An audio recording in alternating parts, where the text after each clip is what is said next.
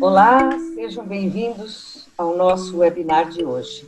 Eu sou Shirley Simão, diretora e editora do portal Tecnologística, e em meu nome e do COPEAD, nosso parceiro de longa data e que continua a nos prestigiar e enriquecer, e aqui representado pelo professor Léo Marques, dou as boas-vindas aos nossos palestrantes. Vai dirigir e moderar essa nossa reunião o professor Leonardo Marques, que é professor de Sustentabilidade e Supply Chain e coordenador da Rede Transparência e Sustentabilidade em Negócios do Instituto COPEAD de Administração. E como os convidados, os senhores Bruno Henrique de Souza, vice-presidente da Sequoia Logística, Gilberto Arve, Head de Serviços e Atendimento ao Cliente da Nespresso Brasil, e Ricardo Araújo, sócio fundador e co-CEO da Cangu. São todos da elite da logística do Brasil e com certeza teremos uma excelente apresentação. Agradecemos a todos os nossos inscritos e desejamos um ótimo evento. Passo a palavra agora para o professor Leonardo, que será o nosso mediador. Boa noite a todos. É um prazer estar aqui para apoiar e mediar esse webinar focado na temática de Last Mile. Ele faz parte de um conjunto de iniciativas que a gente vem, de webinars que a gente vem organizando desde que a pandemia se estabeleceu, com esse nome guarda-chuva de Supply Chain em tempos de crise. Mas este é o primeiro que a gente desenvolve em parceria com a Tecnologística. É um prazer enorme estar interagindo e principalmente, enfim, concretizando algo que a gente já vinha conversando em formas de colaborar e de trabalhar juntos. Então, obrigado, Shirley, pela iniciativa, pela parceria, pela vontade de continuar colaborando. E a Shirley nos ajudou a montar um painel extremamente rico, com muita generosidade, de 3 palestrantes de alto gabarito na temática, que conseguem agregar muito a essa discussão. É um prazer tê-los aqui. E, enfim, é um prazer ter todos vocês participando nesse momento. Queria combinar já, fazer alguns avisos de formato para quem está participando e assistindo a gente nesse webinar, antes de eu fazer a primeira pergunta para o grupo de debatedores. Queria pedir que vocês concentrassem perguntas no Q&A, tá? Ao lado do chat, do botão chat, onde vocês já estão, alguns deram boa noite já a todos que deram boa noite. Ao lado do Q&A, você tem a opção do chat, você tem a opção de Q&A, onde você coloca uma pergunta e fica um pouco mais organizada, porque no chat essa pergunta tende a sumir com outros comentários, tá ok? E vocês podem fazer em qualquer momento do webinar. Eu vou, dentro do possível, fazer a curadoria de entender as perguntas e direcioná-las aos palestrantes. Bom, sem mais delongas, vou abrir agora a conversa pedindo para que cada um dos palestrantes fale um pouco sobre a primeira pergunta que eu tenho feito em todos os webinars, quer dizer, como que estava a empresa neste momento, qual é o seu papel dentro da empresa, né, antes de mais nada, se apresentar brevemente, e como que estava a sua empresa, a sua organização, neste momento pré-pandemia, ali entre dezembro do ano passado e janeiro desse ano, que a gente ainda não tinha a visibilidade desse furacão que ia passar pela vida de todos, e a gente estava só já planejando um 2020 que vinha de 2019, o que já vinha acontecendo, em particular na temática do Last Mile, que os 3 dialogam muito com essa temática, obviamente, nos seus negócios. Vou pedir para o Gilberto começar, pode ser, Gilberto? Então, bom, nós iniciamos o ano de 2020, acho que como todos aí que dentro do canal, nós temos 3 canais de atuação, basicamente para a pessoa física. A gente usava as boutiques como uma parte da nossa estratégia de chegar ao público final, usávamos e usamos forte também o e-commerce e as lojas parceiras, né? Então, na parte do que a gente chama de atendimento direto ao consumidor, ao B2C, a gente também tem os parceiros que comercializam máquinas e aí são lojas especializadas. A expectativa do ano era uma expectativa boa de expansão. O café em cápsula ele ainda tem uma penetração relativamente restrita no mercado brasileiro, então ainda tem muita oportunidade. e a expectativa era boa, mas era muito dividida, né? Era muito bem dividida entre os canais. E aí depois nós tivemos uma mudança muito grande com a chegada da pandemia, onde a gente teve a concentração de todos os negócios, basicamente revertendo para o e-commerce. Então, nós tivemos o fechamento das nossas lojas físicas, né, das nossas boutiques, por uma questão de restrição e de saúde pública.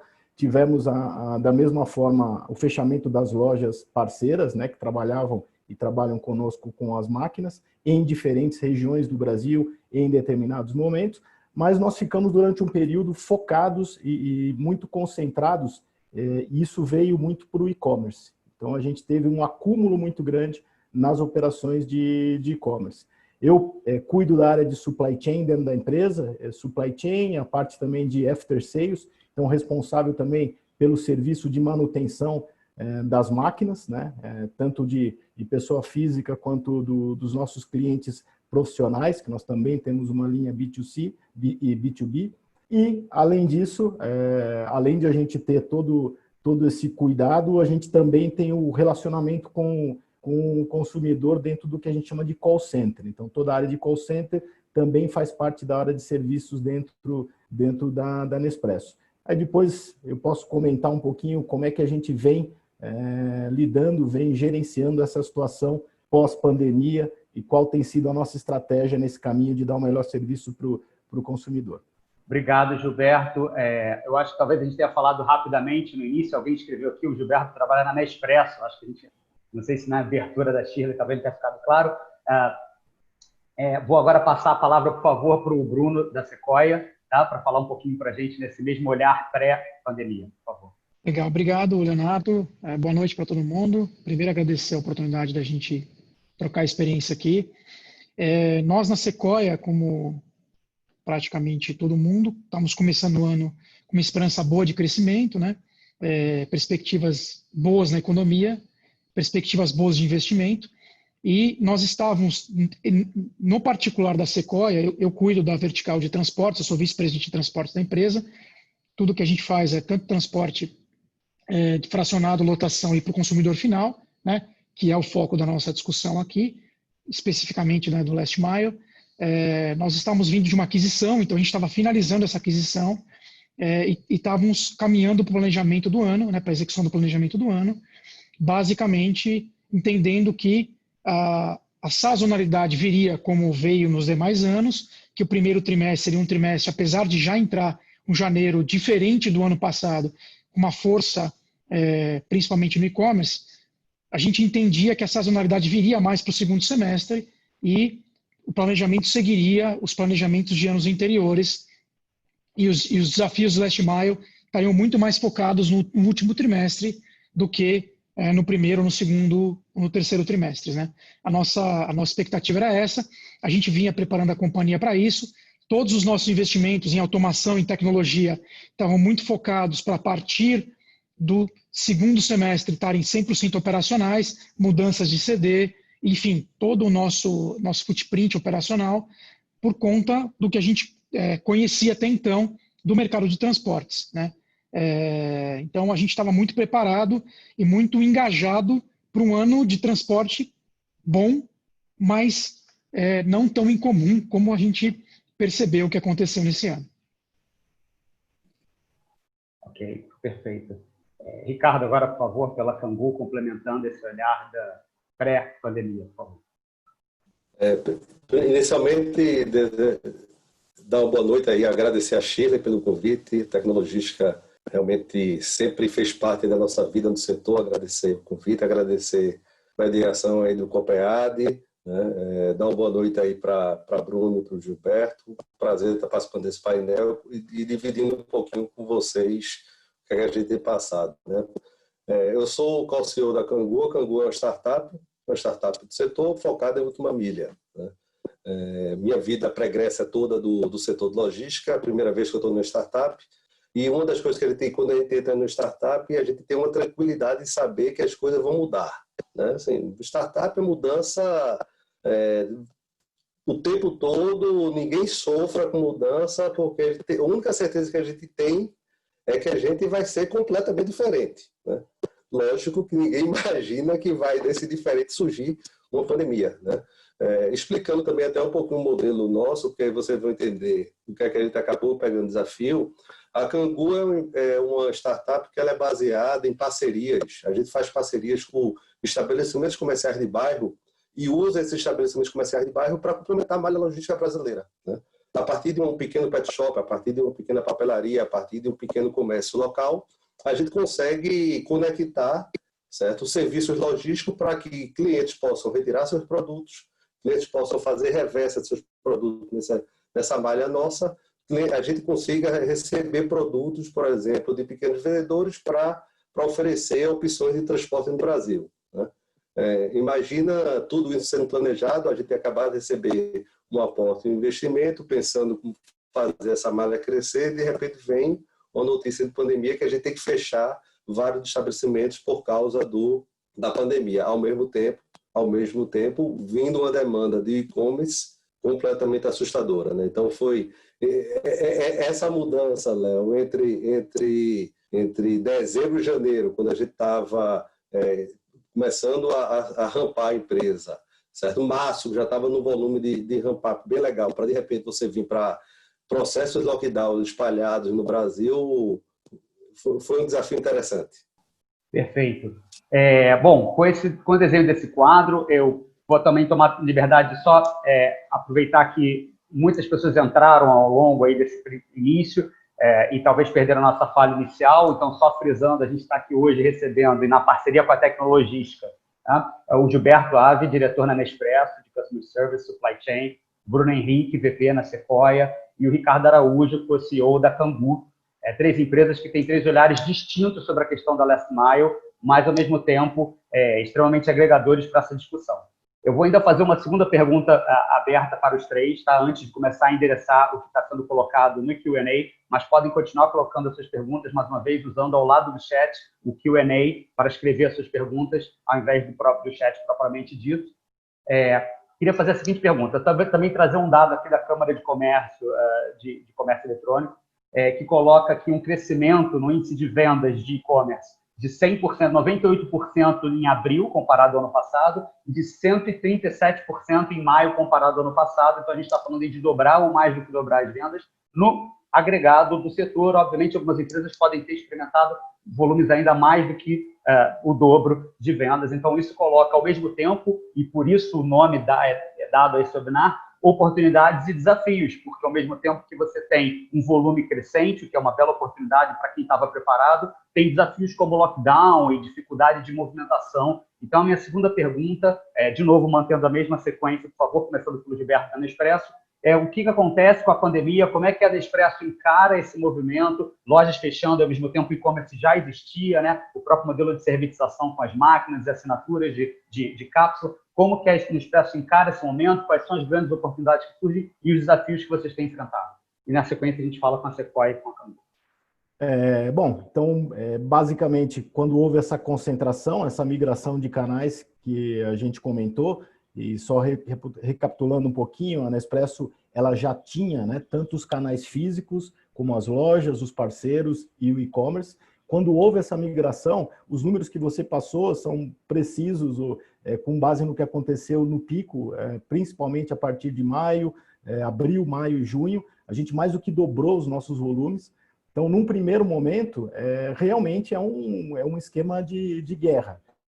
Afortunadamente, a gente já tem um e-commerce bastante forte, ele é uma parte importante do nosso modelo de negócio. A gente tem esse relacionamento direto com o cliente, a gente trabalha de maneira massiva com ordens fracionadas, então já era parte do nosso DNA ter um relacionamento direto e ter parte das nossas vendas em e-commerce. Mas de um dia para o outro, você mais do que dobrar, então você tem uma série de situações que a gente foi forçado a fazer. Eu acho que nós fizemos a nossa lição de casa bastante rápido, mas como acho que vocês ou vários de vocês passaram, um esquema de guerra. Então nós tivemos 3 semanas, 4 semanas para colocar pessoal para trabalhar em casa. Então aqui estou falando do nosso call center, olhando a cadeia como um todo.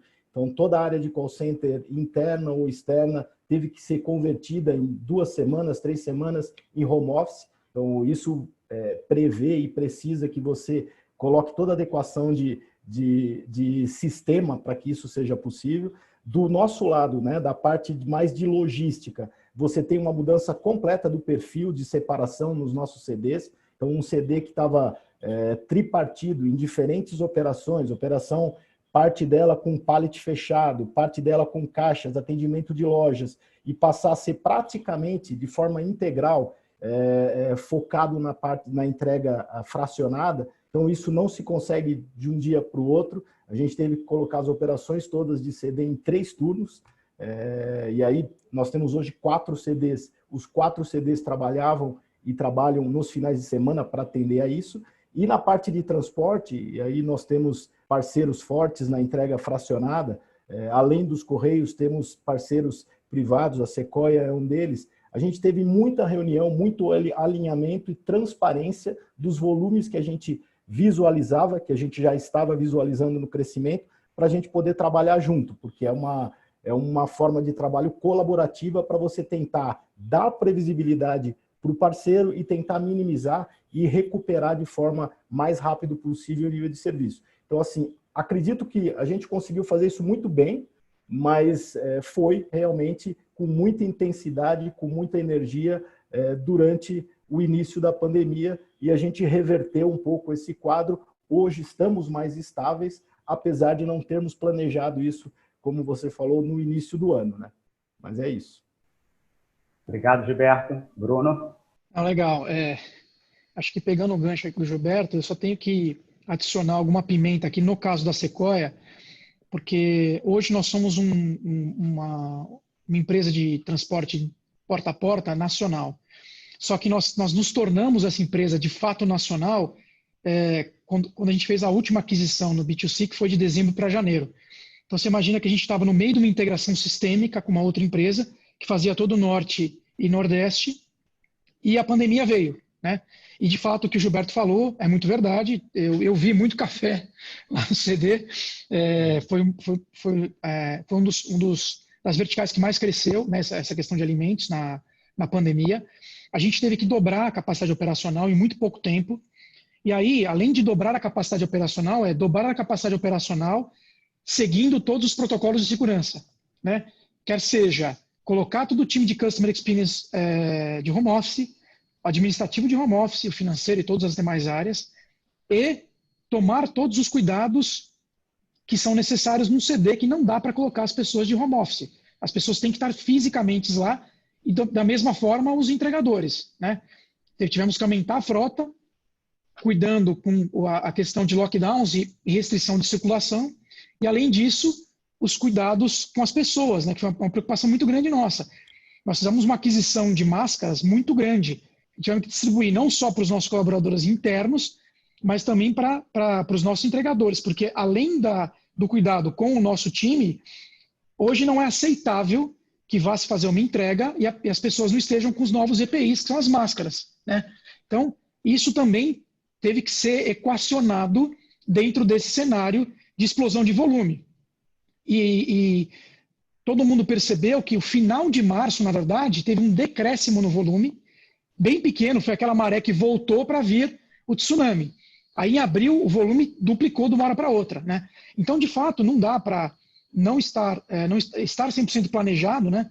A gente sabe como é o mercado de transporte, você trabalha com eficiência bastante enxuto, e da noite para o dia você receber todo esse volume com essa complexidade e não ser algo que a gente teve que correr atrás bastante, né?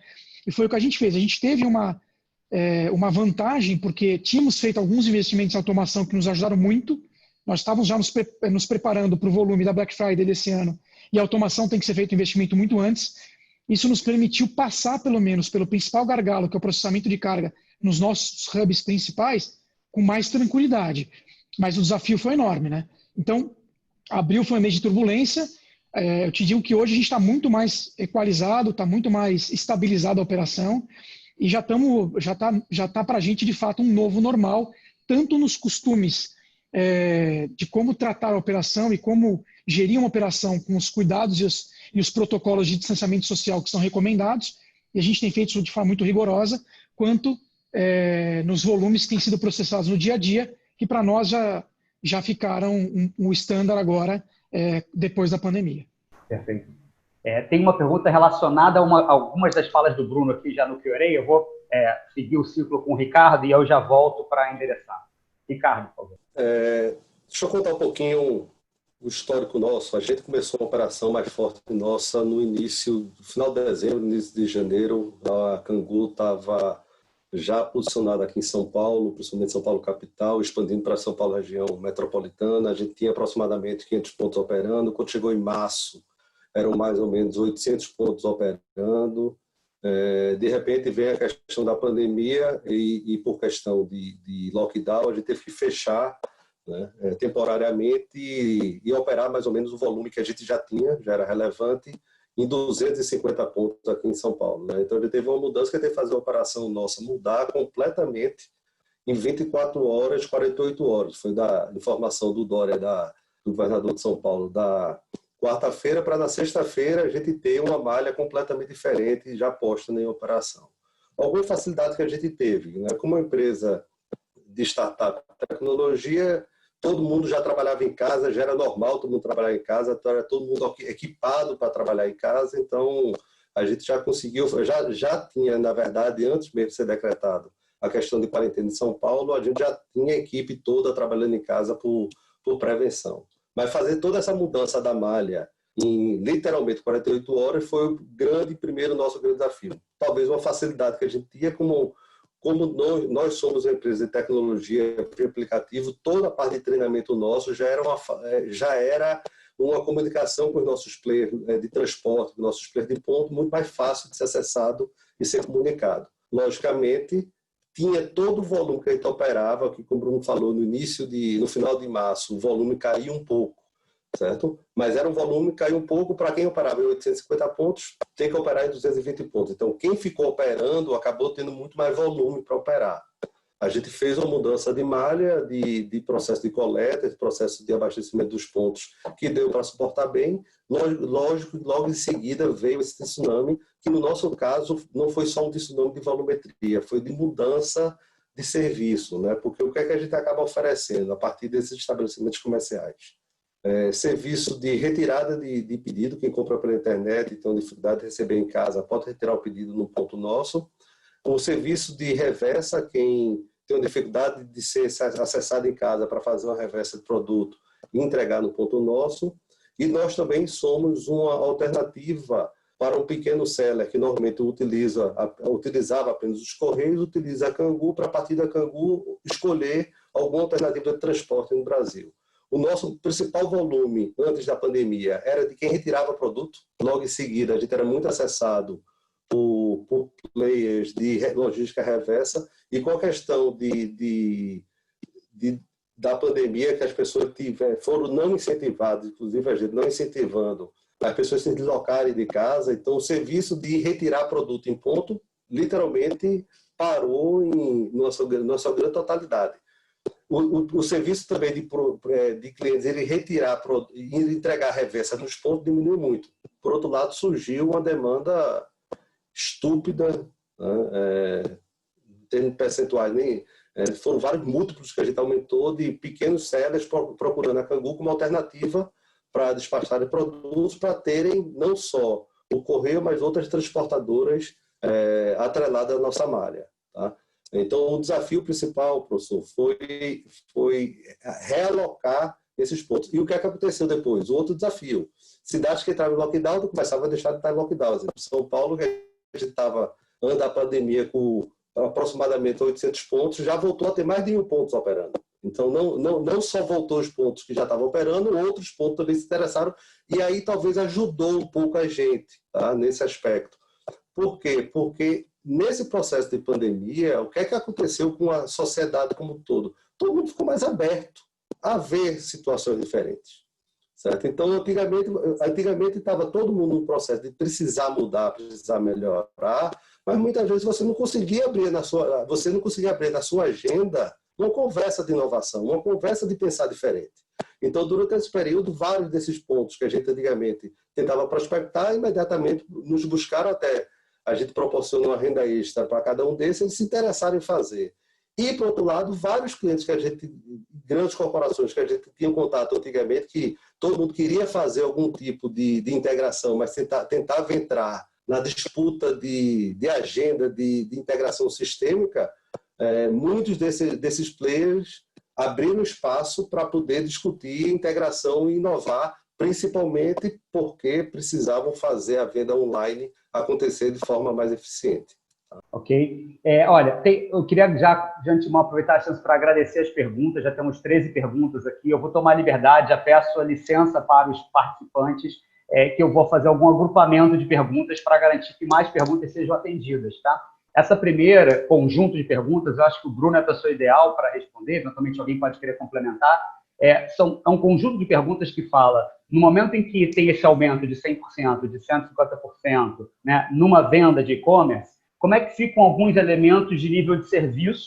Tem uma pergunta mais genericamente, de lema nível de serviço, os custos para operar e fazer essa entrega, mas, em particular, aspectos de segurança do entregador, aspectos de pedido, volume de pedido aumenta, as chances de ter erro de pedido, erro na entrega, né, de endereço errado, quer dizer, quando você aumenta muito o volume, quais são as formas de lidar com essa pressão de volume no que tange erros, pedidos, questões relativas à nota fiscal, acho que essas 3 perguntas podem ser agrupadas nesse olhar. E depois, sobre nível de serviço e custo, especificamente, talvez o Gilberto possa acrescentar também as premissas de nível de serviço da Nespresso e como é que ela fica quando a demanda sobe muito.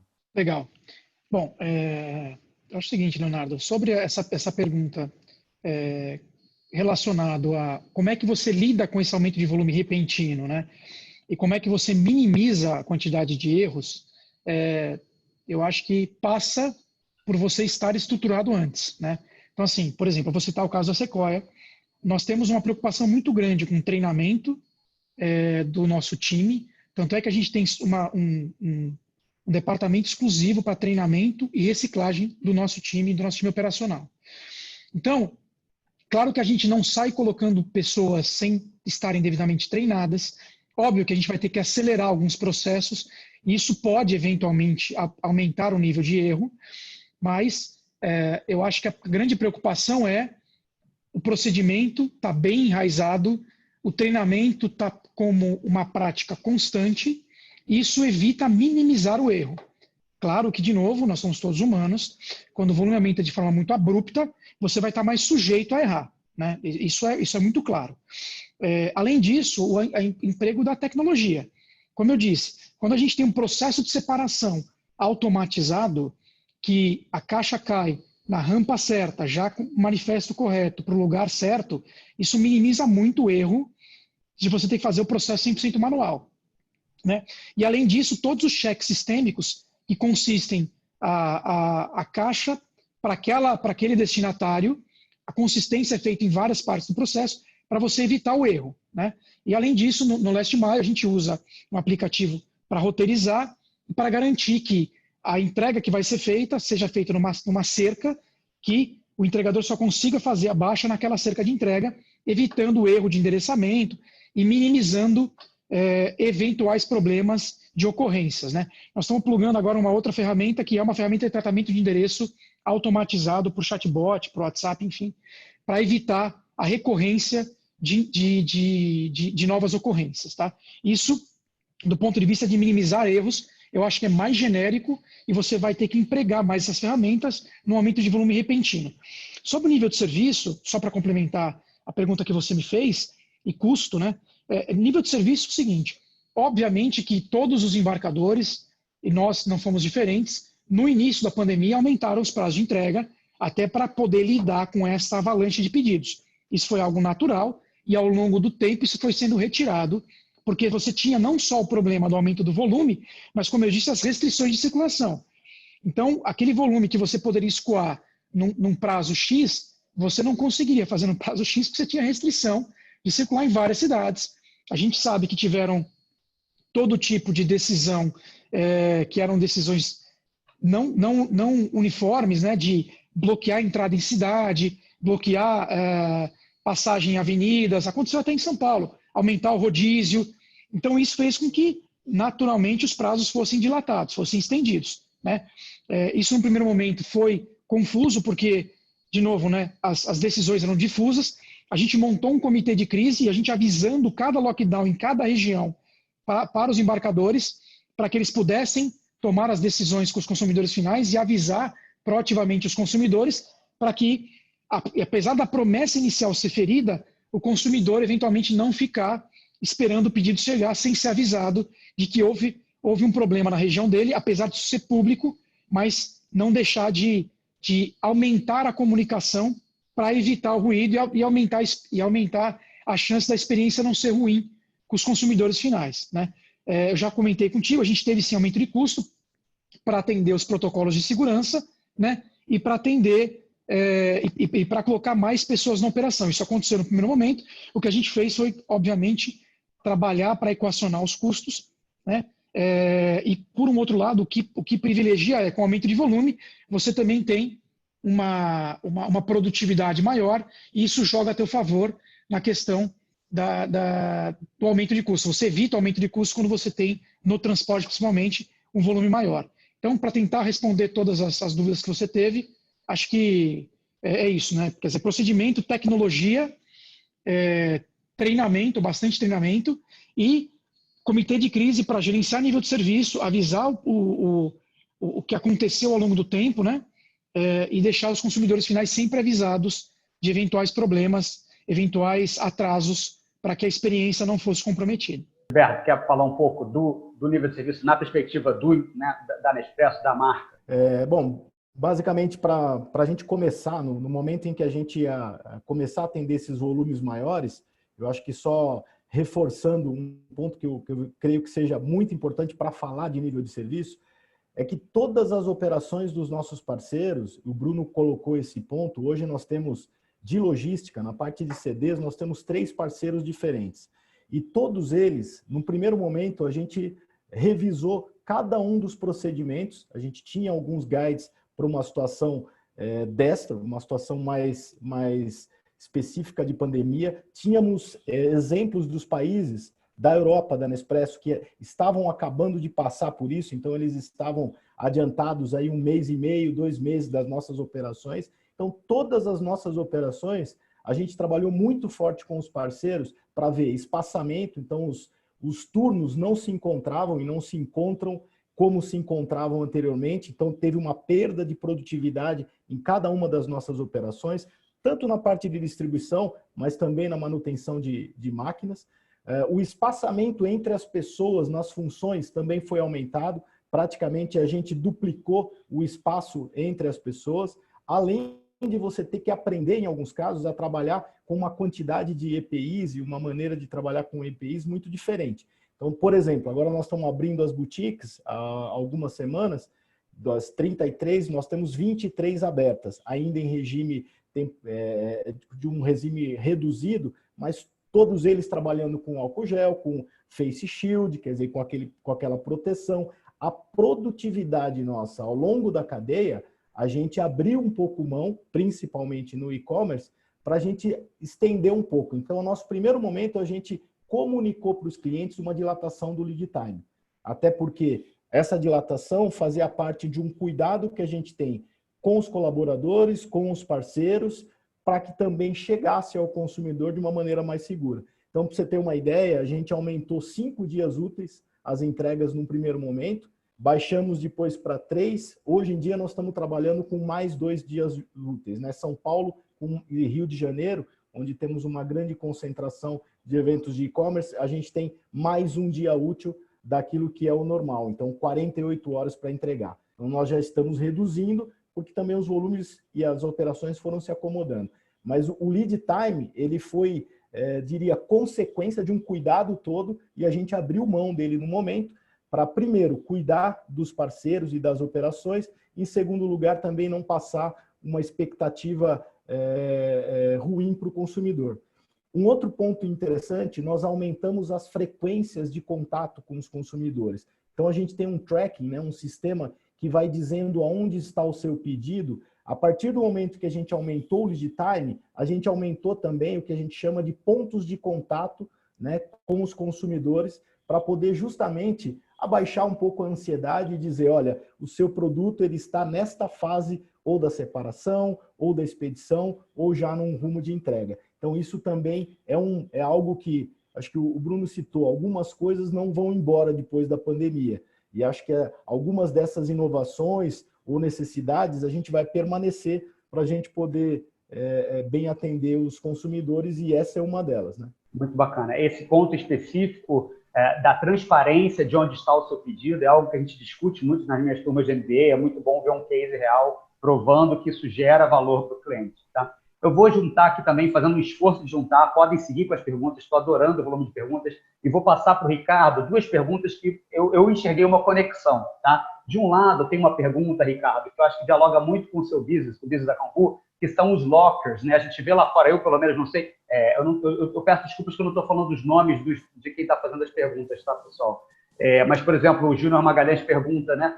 Qual o papel dos lockers, por exemplo, que eu acho que a Cangu dialoga com até uma amplitude que vai além dos lockers, com a questão dos pontos de coleta e de entrega, né? Como que isso pode ganhar espaço na solução do Last Mile. A gente vê lá fora lockers na Amazon e outros modelos muito comuns, e eu queria juntar isso a uma outra pergunta do João Marcos de Oliveira sobre as diferenças entre infraestrutura ao longo do país. Então, acho que você podia comentar um pouco de como é que você avança em certas regiões e outras regiões você vai ter um trabalho mais longo para ganhar essa maturidade de pontos de coleta, né? Qual é essa diversidade do Brasil, que são vários países dentro de um só. E eu queria acrescentar uma terceira pergunta nesse cenário, tá? E depois deixo para o Bruno também contribuir, que é a pergunta do meu doutorando. Eu conversei com ele antes, o Tadeu Wigner está fazendo um doutorado comigo em Last Mile. A gente está trabalhando há 4 anos no projeto de pesquisa focado em Last Mile, e ele faz a seguinte pergunta: com esse movimento da entrega, da Last Mile chegando até o consumidor final, você tem um desafio de infraestrutura logística brutal, né? Como é que a gente percebe o centro urbano pronto ou não para esse movimento, né? Como que o centro urbano hoje está faltando a palavra, não é agressivo, mas ele não é friendly, né? Ele é não friendly para o movimento de last mile, de pulverização da entrega, e que tipo de transformação de infraestrutura a gente tem que enxergar. Essa terceira é complexa, tá? Mas fica um quadro. Que tipo de infraestrutura a gente tem que enxergar para uma infraestrutura que seja friendly para essa realidade, que é 150% a mais de e-commerce, depois 200%, ou seja, como é que a gente pensa isso? Na verdade, a Cangu, quando surgiu para tentar ajudar a solução desses problemas. Então, vamos falar um pouco de locker. Locker, lógico, é uma realidade que a gente encontra em países fora do país, né? Assim, Europa, principalmente Estados Unidos, a opção de locker é bem presente. A gente não tem nenhuma dúvida que vai surgir locker no país. Sempre a dificuldade, talvez, que o locker tem é de gerar o fluxo, de gerar a malha de abastecimento do próprio locker. Está viabilizado isso. O que a Cangu tenta oferecer, que é muito parecido com o locker? Os próprios pequenos estabelecimentos de bairro se servem também como um locker temporário, certo? Então, assim, por que eu não comprar um produto, em vez de pegar no locker, pegar numa pequena papelaria, num pequeno comércio que está próximo da minha casa ou próximo do meu trabalho, certo?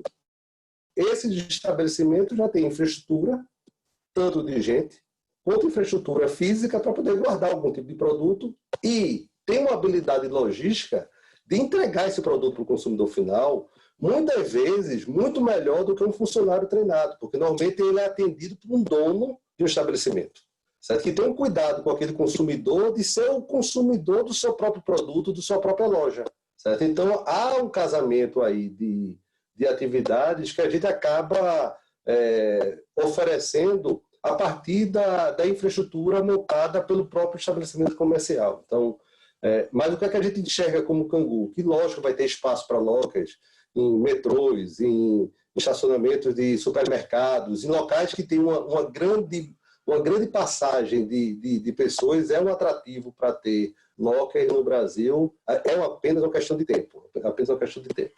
Na questão de infraestrutura, aí eu posso até falar com uma certa tranquilidade essa questão de infraestrutura em grandes centros, professor. O que é que a Cangu surgiu? A Cangu surgiu entendendo que esse é um problema não só de São Paulo, onde a gente tem a principal base, não só de Rio de Janeiro, que todo mundo comenta, mas o problema de centros urbanos é hoje praticamente em todas as capitais do país, né? Recife tem um problema de trânsito, Salvador, Porto Alegre, Belo Horizonte e por aí afora. Não só aqui no Brasil, como ele vai para outras cidades, grandes centros urbanos, Cidade do México, Bogotá, outras grandes cidades também têm a dificuldade de ser acessado. Por quê? Porque a mudança de comportamento que aconteceu dos consumidores foi muito mais rápida do que uma capacidade das cidades se adaptarem nas suas infraestruturas logísticas.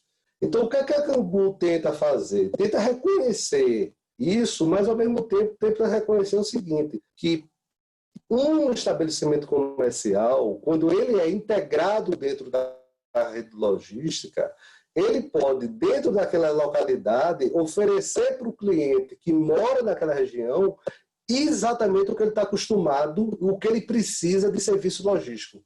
Eu uso como exemplo o seguinte: uma vez fomos abordados por um cliente que queria que dentro da rede que ele fosse oferecer de ponto de retirada, só fosse para oferecer pontos de estabelecimentos comerciais que tivessem estacionamentos. Então, a gente entendi que você é um desejo seu, logicamente. A gente está aqui para te atender, a gente poderia sistemicamente localizar os pontos que tem estabelecimento, que não tem estabelecimento, e plugar e tirar esses pontos. Só que nós voltamos para ele o seguinte: olha, pelo que a gente vê no teu mapa de calor, do comportamento de consumo seu, uma boa parte dos consumidores normalmente trabalham na Avenida Paulista. Na Avenida Paulista a gente tem essa quantidade aqui de estabelecimentos que podem servir como ponto de retira, certo? Esses estabelecimentos não têm estacionamento. E não terão estacionamento. Você não quer oferecer uma opção para o teu cliente também poder retirar na Avenida Paulista, certo? E se a gente refletir o seguinte: os estabelecimentos da Avenida Paulista, eles são abastecidos. Se eles são abastecidos à noite, durante o dia, eles já têm uma dinâmica. A cidade encontrou uma dinâmica para oferecer em cada bairro, certo? Que se a gente encontrar a forma de usufruir dessa dinâmica, respeitar essa dinâmica, talvez a gente consiga oferecer serviços logísticos de última milha sem exigir tanto da cidade. Lógico, se a cidade puder contribuir, melhor dos mundos, mas a gente tem que cair na realidade que a cidade não vai ter, as cidades não vão ter. A gente tem que amoldar o nosso modelo operacional à dinâmica da sociedade. Tanto é que a gente comenta na Cangu o seguinte, que muitas vezes quem faz a logística não é a Cangu, é a própria cidade. Itaquera, com o jeito de Itaquera, Morumbi do jeito de Morumbi, Recife do jeito de Recife, Rio de Janeiro do jeito do Rio de Janeiro. Uma entrada de uma comunidade, lógico que pode contribuir e fazer a logística da comunidade, certo? E não ser excluída do movimento logístico, certo? Então, é nessa forma que a gente tentou enxergar um pouquinho diferente, assim, cara, assim, dá para fazer logística respeitando as peculiaridades de cada local, tá? E quando a gente começou a enxergar dessa forma, os desafios foram ficando mais fáceis de serem entendidos, tá? Muito bom, Ricardo. Acho que tem uma palavra que me remeteu na sua descrição, que é uma logística mais orgânica, né? Mais integrada à realidade da cidade. Eu acho que isso é a tecnologia e a inteligência de solução pode ser realmente um caminho, porque existe um limite do quanto a gente vai conseguir reconfigurar a cidade. Bruno, você quer comentar alguma dimensão? Eu quero comentar, mas menos da questão da logística urbana, né? Mas mais do ponto que você colocou de infraestrutura. Porque um ponto que a pandemia trouxe, que o Brasil já estava sofrendo, é que 60% da nossa dependência da malha rodoviária. Agora vai ficar pior ainda, porque a malha aérea praticamente acabou, né? Eu não estou dizendo que ela vai voltar em algum momento, mas a oferta de voos que a gente já tinha muito reduzido para transportar carga, ela está muito mais reduzida ainda. Então o grande desafio é, no momento agora, no curto prazo, nós vamos ter que depender mais ainda da malha rodoviária, porque não tem outro modal para escoar, para a gente fazer as grandes transferências. E o que me parece que vai acontecer, que eu já estou vendo o movimento dos principais embarcadores, é deixar cada vez mais próximo do consumidor final o centro de distribuição. Então, os footprints vão ser muito menos essa logística que era antiga, sanfona de São Paulo para o Brasil, e sim serão logísticas mais locais, com CDs menores, né, atendendo a um público mais regional. Isso é muito fundamental, porque se isso não acontecer, nós temos duas grandes vertentes. Primeiro é que a malha aérea vai demorar para se fortalecer, a gente não sabe se ela volta, em quanto tempo ela volta. E segundo, que a dependência de malha rodoviária para longas distâncias já se mostrou um problema grave do país. Então, eu só queria destacar esse aspecto, que eu acho que é um desafio importante de infraestrutura que a gente vai ter que passar. Não, e ele se integra completamente ao ponto do Ricardo, porque, percebe, de novo, você está pulverizando a solução de logística, né? É integrar mais orgânico, mais pulverizado, mais próximo do ponto final para vencer os desafios de infraestrutura. Gilberto, fica à vontade. Eu queria só complementar, eu acho que essa questão da distribuição da infraestrutura regional, é aí que você começa a mudar o jogo, não só na eficiência, eu digo, de custos, porque realmente hoje o custo de transporte ele é bastante sensível, ainda mais num país como o Brasil, com as dimensões continentais que a gente tem. Então, para a gente ter uma ideia, eu pegando um pouco do retrospecto, há 4 anos atrás, a Nespresso tinha um CD. E aí, a partir do momento em que a gente começou a ter volumes regionais maiores, hoje nós trabalhamos com 4 CDs. O último deles é no Nordeste, em Recife, justamente para a gente prover, e aí eu queria colocar mais um tema nessa discussão aqui, de uma maneira sustentável essa descentralização de volumes para o e-commerce. Porque se você tem um ponto único e a partir deles você vai embarcar as cargas fracionadas, como disse o Bruno, você pode ter dificuldade numa malha aérea ou mesmo numa rodoviária, mas se você optimiza toda essa carga e faz entregas e descentraliza o seu estoque, você está muito mais próximo do cliente e as entregas fracionadas, que são as mais custosas, vamos dizer assim, para o meio ambiente, elas vão fazer uma perna melhor, o last mile menor para chegar nos clientes. Então, acho que a estratégia de last mile, ela começa numa infraestrutura de centros de distribuição e, a partir daí, você sim tem como se envolver e usar um pouco da urbanidade que é oferecida em cada região. Vou citar o exemplo da Nespresso. Não só agora, durante a pandemia, mas a gente começou a preparar pedidos de e-commerce em lojas que estavam ou fechadas, né, mas permitindo fazer um serviço que a gente chama de back-office. Então, a gente trabalhava como stock location, separando e-commerce para ganhar capacidade, mas para ganhar agilidade e também a gente poder se integrar melhor nessas logísticas urbanas. Fizemos muito isso em São Paulo e no Rio de Janeiro.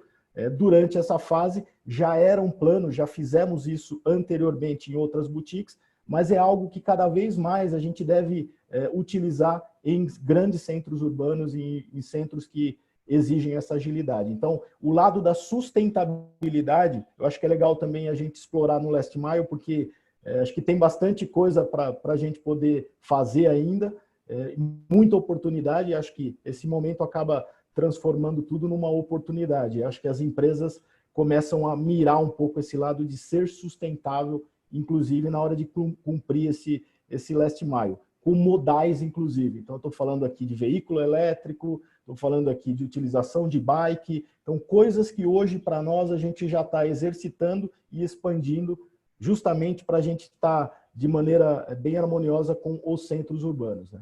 Perfeito, Gilberto. E eu já vou voltar no tema de sustentabilidade antes da gente fechar, mas queria pontuar, quer dizer, a gente já vinha, né, nos nossos estudos percebendo também não só o movimento que a Nespresso descreveu, mas outros players do mercado descentralizando o estoque e também grandes redes de supermercado e grandes varejistas transformando parte das suas lojas em mini CDs, né, com essa lógica de omnichannel. Então, a gente vê hoje que, às vezes, um espaço que já não precisa mais da loja, é melhor ter aquele espaço para um CD, um mini CD de atendimento num raio de ação menor. Então, essas coisas todas estão andando na mesma direção. Vou fazer um conjunto de perguntas que eu já iria fazer uma pergunta aberta e eu vou botar dentro desse guarda-chuva perguntas que surgiram aqui sobre um pouco do para frente, tá? E sobre o planejamento para frente, algumas perguntas. Tem uma pergunta aqui que fala diz respeito sobre o que acontece nos próximos meses, tá? Para a gente começar a falar um pouco dessa transição que a gente ainda não está no pós-pandemia, mas está pós, vamos dizer, o susto inicial da pandemia. A tendência de e-commerce vai continuar? Vocês acreditam nisso? Como é que vocês veem isso para os próximos períodos? E aí, nesse sentido, como lidar com incerteza, né? Qual é o grau de certeza que a gente tem, como lidar com essa falta de certeza sobre o quanto esse e-commerce veio para ficar ou ele regride na medida que haja reabertura. Junto a isso, eu queria colocar uma pergunta aqui bem interessante sobre frota, quer dizer, quando você faz um movimento de capacidade, desculpa, me perdi aqui, de aumento de capacidade, né? Por exemplo, para atender esse volume. Como é que são esses movimentos de construção de frota, de ampliação de frota, se isso gera de recursos, de capacidade, se isso gera algum risco dessa demanda ser retraída, como é que a empresa trabalha. Então, estamos falando de qual é a visão do e-commerce para o futuro, qual o grau de incerteza que vocês enxergam nisso e como crescer de forma segura e cuidadosa para ser sustentável no longo prazo. Acho que podemos começar com o Bruno dessa vez, pode ser? Claro, sem tem problema. Bom, primeiro que, na minha visão, claramente o modelo já está mudando, mas ele deve mudar cada vez mais, da movimentação ser muito menos das pessoas para as lojas e sim das lojas para as pessoas, né? Seja isso no e-commerce, seja isso do ship from store, né? Das dark stores, nos shopping centers, e cada vez mais os consumidores recebendo esses produtos em casa, né? A gente tem lá a experiência da China, que o comércio offline ele não voltou nos patamares de antes do Covid, mesmo depois de uns meses passada a pandemia, né? Que eles já estão à nossa frente. O bom da gente estar no Brasil, neste caso, é que a gente consegue olhar para outros países e enxergar um pouco do futuro. O que a gente está verificando lá é exatamente que essa tendência, ela provavelmente, pelo menos o horizonte que a gente consegue enxergar, ela não vai mudar. A gente vai ter cada vez mais a utilização dos espaços de loja, né, como pequenos espaços de estoque para servir os consumidores finais e muito menos o que a gente tinha, que era as pessoas indo a grandes lojas fazendo compras e aquele espaço todo como um showroom de um estoque gigantesco, né? A tendência natural é que isso vá cada vez ficar menor, né? O que eu acredito é que isso não vai mudar. Eu acho que existem hábitos de consumo que já estão mudando e vão ser concretizados. E na nossa visão, a pandemia catalisou um processo que iria acontecer naturalmente. É um processo de digitalização maior dos consumidores, né? De ter uma conveniência maior, de receber o produto em casa. O que aconteceu na pandemia foi que se veio por necessidade, né? Mas essa transformação do hábito, nos nossos estudos, na nossa visão, ela seria um caminho natural, que ele basicamente foi catalisado pela pandemia. E que eu não acredito que isso vai voltar, né? Tudo o que aconteceu, a gente acabou vivendo 5, 6 anos em 3, 4 meses, né? E que eu acredito que esses 5, 6 anos e 3, 4 meses não vão voltar atrás. Eu não acredito numa mudança de tendência do que a gente viu, né? E acredito que isso deve permanecer para os próximos meses e a tendência dos próximos anos, né? É isso que a gente está enxergando de como é que isso aconteceu e vai se movimentar daqui para frente. Ricardo, você pode seguir? Muito na linha que o Bruno está colocando, a gente também acredita que esse boom do e-commerce veio para ficar, certo? Assim, a gente pode até entender que quando voltar ao mercado, quando a gente, se Deus quiser, passar aí por essa pandemia, um pedaço do mercado offline vai voltar, pode ser que a gente regrida um pedacinho do volume do e-commerce momentaneamente, mas, querendo ou não, a gente antecipou uma mudança de hábito do consumidor que não estava acostumado a estar usando o meio digital para fazer compra. Esse consumidor aprendeu a fazer isso, vai continuar fazendo. Fora isso, uma série de empresas que estavam fora da venda pela internet, essas empresas ou se prepararam ou estão correndo para se preparar para poder entrar nesse mercado e usar desse mercado como uma das suas principais ferramentas de venda. Então, a gente também acredita que o e-commerce veio para ficar e no patamar alto, tá? No patamar alto, nos números que a gente planeja, a gente acha que a gente antecipou de 3 a quase 5 anos do que tinha de mercado para e-commerce, a gente antecipou, tá? E na mesma linha que o Bruno colocou, olhando o que aconteceu fora do país, o que tem acontecido fora do país, quem está um pouco mais na frente na situação, esses números têm provado isso, tá? Mais ou menos nessa linha. Muito bom, Ricardo. Você vê que seus números, as suas previsões batem com a do Bruno, e eu queria acrescentar 2 números para vocês. A gente viu algumas plataformas online recebendo até 2 milhões adicionais de clientes em um mês, tá? E a gente também viu já resultado de uma pesquisa nos Estados Unidos dizendo que 1/3 dos americanos não compravam online, e no mês seguinte à pandemia, 25% desse 1/3 aderiu ao online e pretende continuar comprando. Então, como você disse, está falando aí de 8, 9% de share, que de repente passa a existir. Então, percebam que eu sou da mesma linha do que vocês estão dizendo, que isso tem alguma regressão eventual, mas que é um avanço, na verdade, é um salto de vários anos. E eu queria trazer o Gilberto para essa conversa, acrescentando uma complexidade bem peculiar da Nespresso, que a gente até conversou outro dia, teve bastante conversar, que é a logística reversa. Então, como que você vê esse online avançando e ao avançar, né, e esse last mile avançando versus as suas lojas, mesmo quando elas estiverem restabelecidas, esse ganho do espaço do e-commerce em cima da venda tradicional, como fica a questão da logística reversa, que é tão cara a Nespresso? Se você puder falar um pouco das duas coisas, a gente já atende essa minha ansiedade aí de dividir isso com a plateia. Para a Nespresso, o que acontece é que hoje a gente está baseado muito, né? Todo o nosso modelo de coleta de cápsula, a gente utiliza os nossos pontos de venda como um grande apoio. Então, hoje no Brasil, a gente tem 157 pontos de reciclagem, pontos onde o nosso cliente pode entregar as cápsulas e a gente processa essa logística reversa e faz a separação do alumínio, né, para uma reciclagem e da borra para servir como adubo, como fertilizante. Então, hoje a Nespresso se encarrega disso e usa muito as lojas físicas ou ambientes físicos para fazer esse tipo de coleta. No futuro, o que nós entendemos, e a gente já vem trabalhando com isso, a ideia é que a gente possa cada vez mais dar capilaridade em diferentes regiões onde hoje a gente não está presente com lojas. Então, por isso a expansão que fizemos recentemente, chegando nesses 157 pontos, né? E cada vez mais a gente deve dar autonomia para algumas regiões enviarem para nós, para o nosso processamento.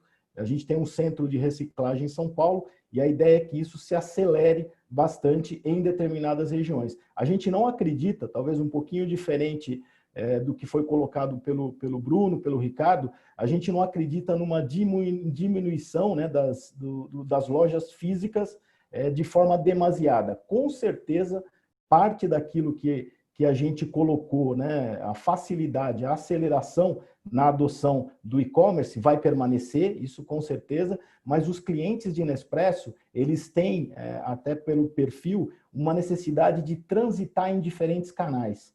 Então, a gente ainda acredita que nós vamos permanecer com a experiência do ponto de venda, atraindo um cliente que a gente comenta que é omni. Então, ele circula nos nossos diferentes canais e não vai deixar de circular também nas lojas físicas, tá?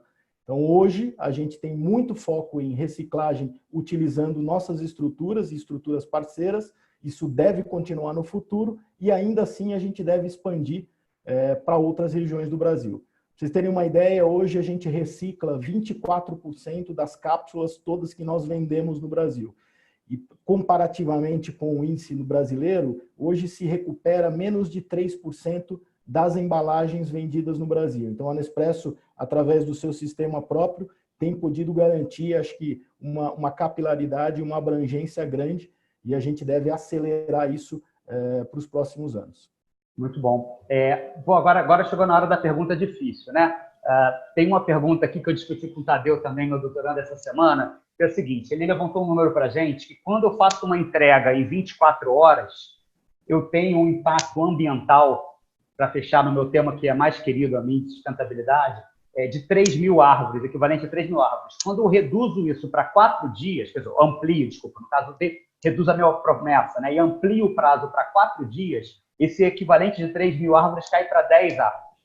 E aí eu queria conectar essa pergunta, como que a gente consegue lidar com isso no longo prazo, a algo que já foi discutido aqui, mas veio mais perguntas. Então, esse tema, a nossa audiência está interessada nesse tema, que é a lógica de mini-hub, hubs e CDs regionais, veio para ficar. Quer dizer, será que isso está conectado à minha pergunta? Né? Fico me perguntando. E essa capilaridade. Então, roteirização, duas perguntas sobre ferramenta de roteirização, sistema de roteirização. Então, deixo para vocês esse desafio, mas dou uma ajudinha. Levanto aí a bola, né?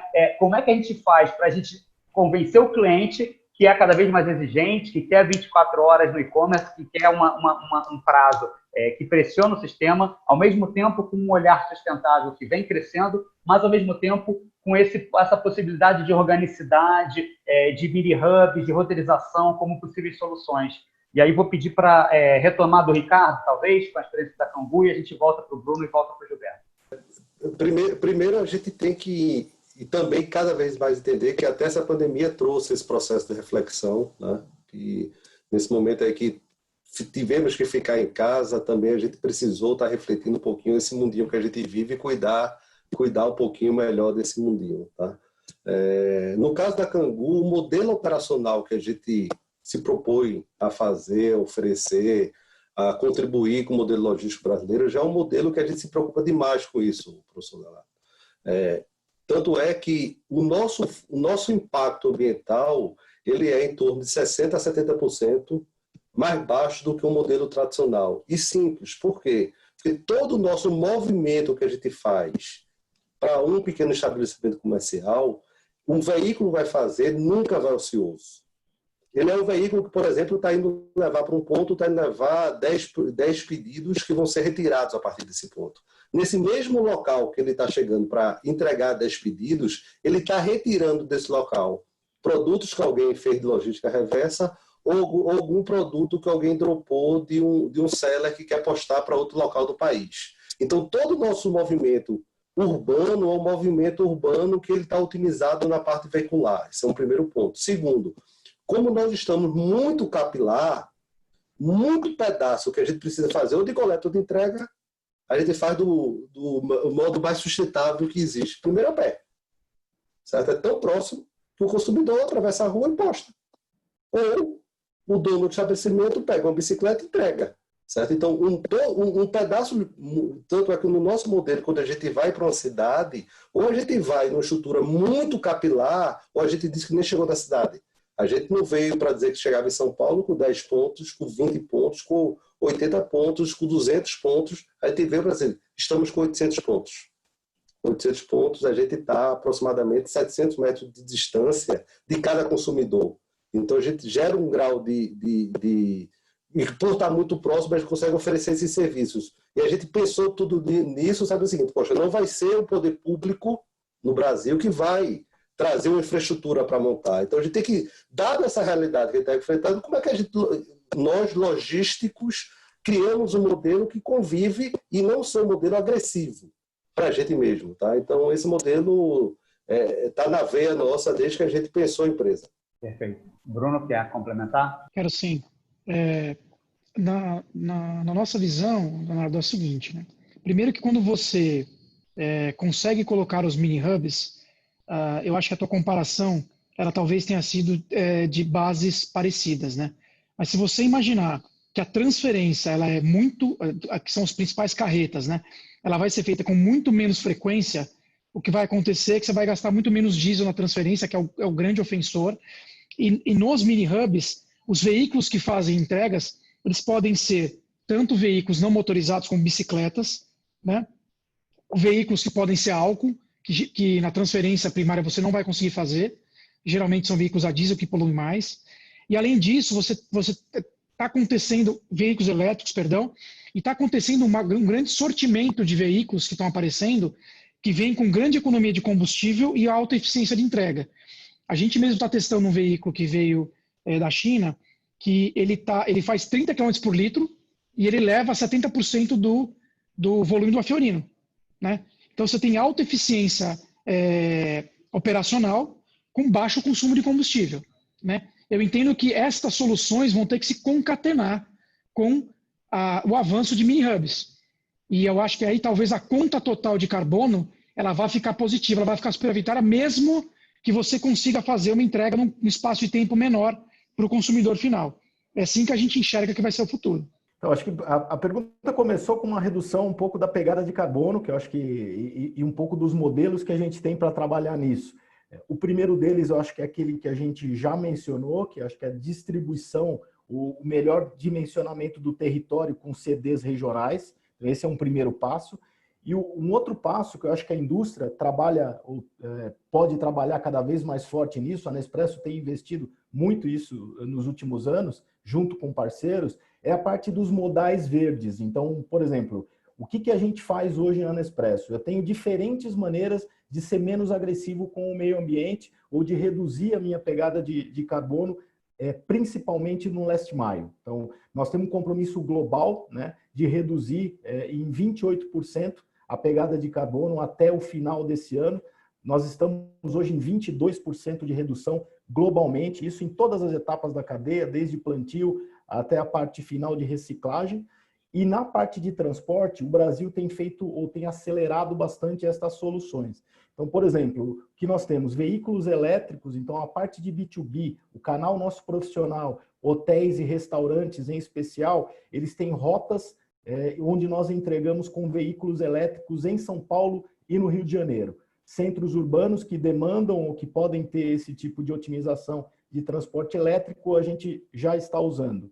Além disso, a gente tem o Same Day, tanto em São Paulo quanto no Rio de Janeiro, como bicicletas, e recebemos coletamos as cápsulas usadas dos clientes também. É mais um modal que a gente usa para tentar mitigar esse efeito na camada de carbono. E agora as transferências para o CD, esse mês de julho, daqui a 15 dias a gente inaugura uma rota de abastecimento do nosso CD Rio, usando um veículo novo da Scania, que é um veículo biometano GNV.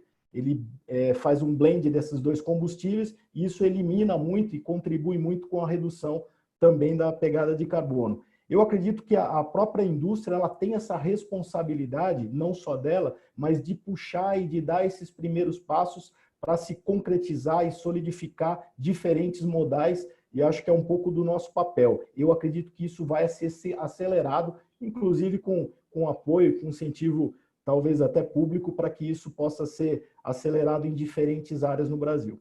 Ok.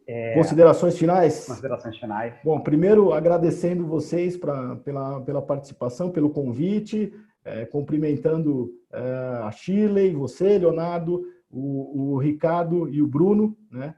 E aos telespectadores, ao pessoal que está nos acompanhando aí também.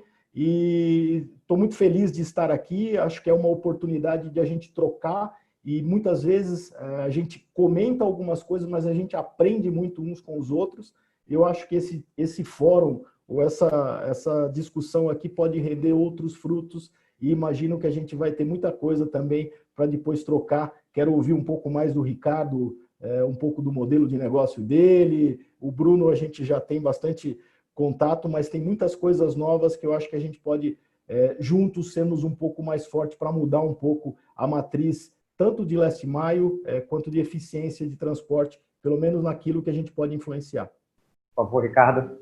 Mais uma vez agradecer o convite aí de Shirley, professor Léo aí também de Copead. É um prazer estar conversando aí com o Gilberto, com o Bruno. Eu acho que esse momento de pandemia, nesse momento last mile, nesse momento que o mundo está passando, talvez, eu acho que nossa profissão de logísticos, eu acho que é uma profissão que a gente literalmente pode dizer que a gente tem muito orgulho de fazer parte dessa cadeia, né? A gente tem literalmente contribuído para impactar a vida das pessoas, né? Imagina se a gente não tivesse essa competência na mesa, como estaria toda a sociedade sem a presença, sem as soluções que a gente trouxesse para a mesa. Então, torcer para esse período passar, pedir para todo mundo continuar tendo os cuidados, né? Nada passou, a questão de segurança, como o Bruno colocou muito fortemente, e o Gilberto ainda tem que ser um ponto de preocupação de todos,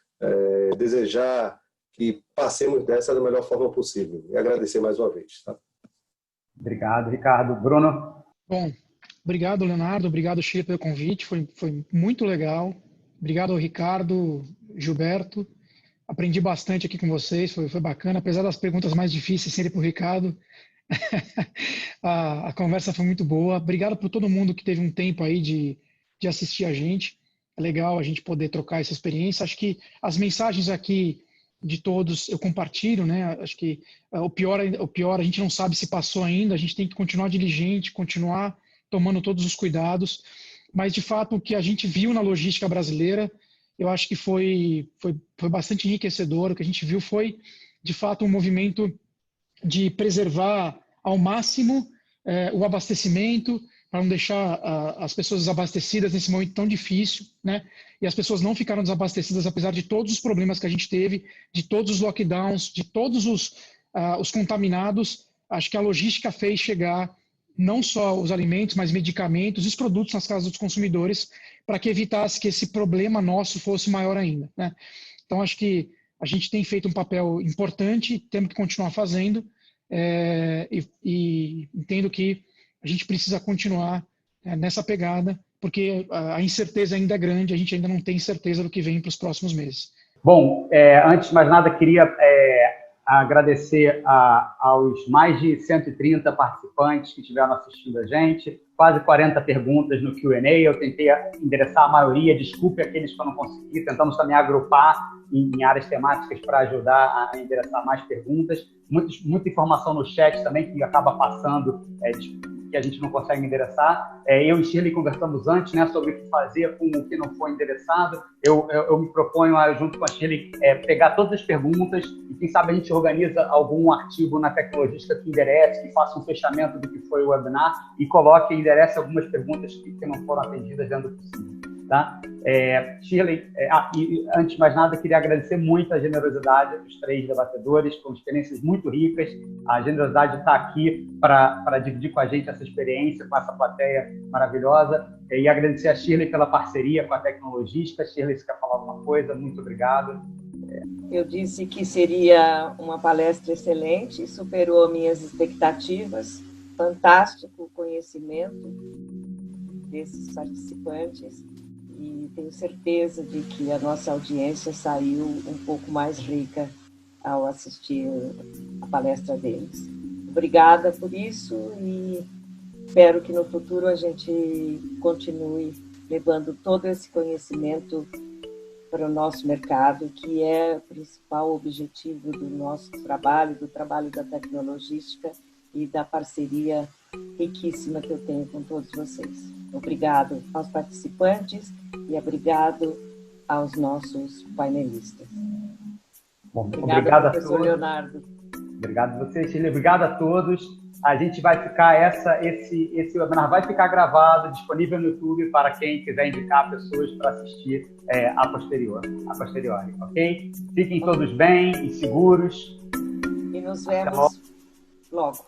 Obrigado, boa noite. Boa noite, pessoal. Obrigado. Boa noite, obrigado.